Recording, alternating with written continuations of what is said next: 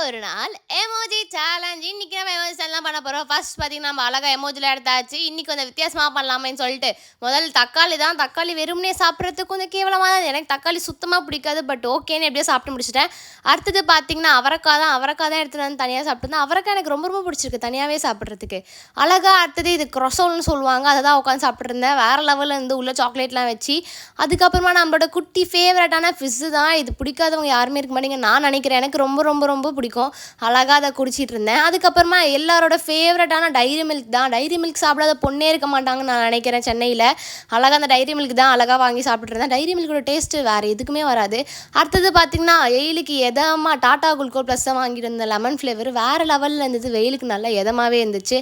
அதுக்கப்புறமா last but not least Bingo தான் எடுத்துன்னு வந்திருந்தேன். பெரிய பேக்கெட் வாங்கிட்டு பிங்கோவோட டேஸ்ட் வேறு எதுக்குமே வராதுன்னே சொல்லலாம். வேறு லெவலில் இருக்கும். அழகாக அதை ரசிச்சு சாப்பிட்டு நெக்ஸ்ட் சேனல் பண்ணலாம் சொல்லி